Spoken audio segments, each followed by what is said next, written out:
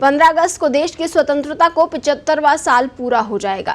इस साल को हम आज़ादी के अमृत महोत्सव के रूप में मना रहे हैं। इस महोत्सव को मनाए जाने की सबसे बड़ी वजह है कि देश को अंग्रेजों की गुलामी से आज़ादी मिली थी, तो दूसरा, देश को स्वतंत्र कराने के लिए सपूतों ने अपना बलिदान दिया। ऐसे में ज़रूरी है कि देशवासियों को स्वतंत्रता और लोकतंत्र के सही मायने बताए जाएं। आज की युवा पीढ़ी आज़ादी के इस पर्व को किस प्रकार से लेती है, लोकतंत्र के महत्व को कितना जानती है, उनकी नज़र में आज़ादी के क्या मायने हैं, इन सब पर हमने बात की राजस्थान विश्वविद्यालय के कुछ छात्रों और छात्र नेताओं से।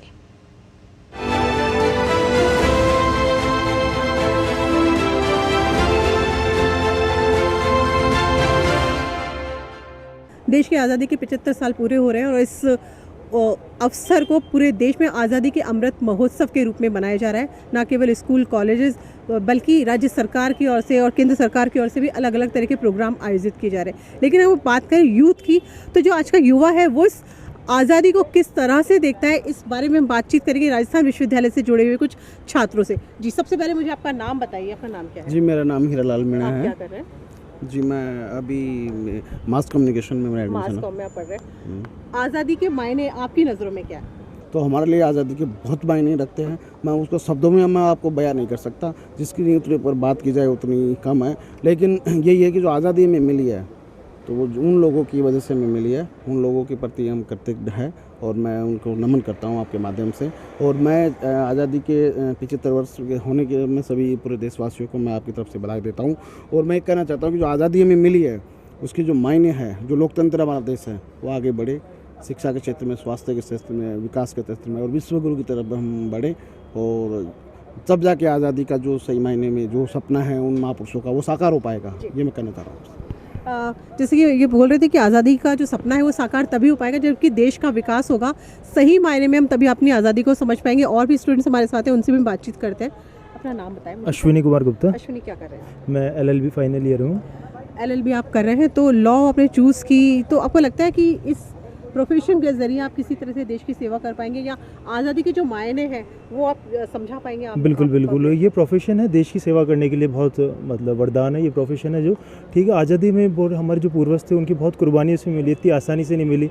आज हम इतने अधिकार है, खुली हवा में सांस ले रहे हैं, उन सब को हमें फ़ायदा मिला है आज़ादी से। और साथ ही हमें आज़ादी के साथ जो हमें कर्तव्य दिए हैं, हमें जो हमारे कॉन्स्टिट्यूशन ने मूल कर्तव्य दिए वो भी हमें ध्यान में रखने चाहिए। दूसरी चीज़ ये है, सेकेंड थिंग है कि भाई हमारी जो ड्यूटीज़ है, माननीय प्रधानमंत्री जी हमें छोटी छोटी बातें बताते हैं, उनको ध्यान रखना चाहिए हमें। मतलब युवाओं पे एक बहुत बड़ा भार है ये कि अभी देश को आगे लेके जाना है और हमारे पास स्किल्ड युवा है और मैं चाहता हूँ जो युवा स्किल्ड नहीं है वो भी स्किल्ड बने। जैसे माननीय प्रधानमंत्री जी का सपना है, बेकारी बेरोजगारी ये पूरी दूर होनी चाहिए। सही मायने में वही आज़ादी है। तो आज़ादी का असली मायना वही है, हम अपनी बातों को अच्छे से रख सके। हम आज़ादी के 75 वर्ष कंप्लीट कर रहे हैं, लेकिन अगर हमें रोज़गार नहीं मिलेगा, हमें शिक्षित होने के बाद अगर हमें रोज़गार नहीं है, हम अपनी बातों को अच्छे से नहीं रख पा रहे हैं, तो कहीं ना कहीं आज़ादी के मायने चेंज हो जाते हैं। तो सरकारों को, हम देश के प्रत्येक व्यक्ति को ये भी प्रयास करना चाहिए कि देश का, समाज का नाम रोशन हो सके।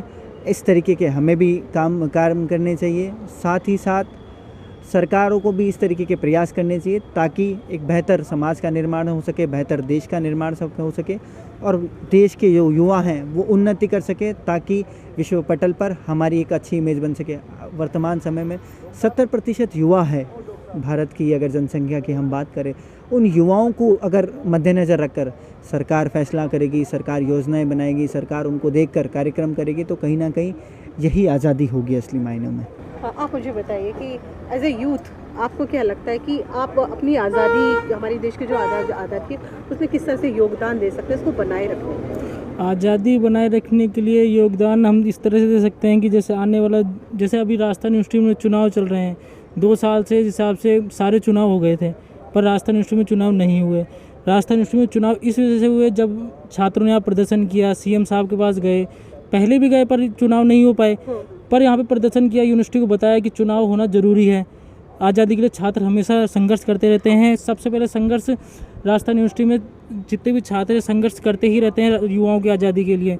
और जिस हिसाब से आप आज़ादी का ये देख लीजिए कि बोले जिस हिसाब से आपने इस बार चुनाव कराए, चुनाव कराना भी छात्रों की आज़ादी के ऊपर, आज़ादी के लिए बहुत ज़रूरी है क्योंकि चुनाव जैसे छात्र नेता होते हैं, जब छात्र नेता रहेंगे तभी तो, क्योंकि विश्वविद्यालय प्रशासन में छात्रों की जो समस्या है उनको सही से सॉल्व नहीं किया जा सकता, क्योंकि भीड़ बहुत है।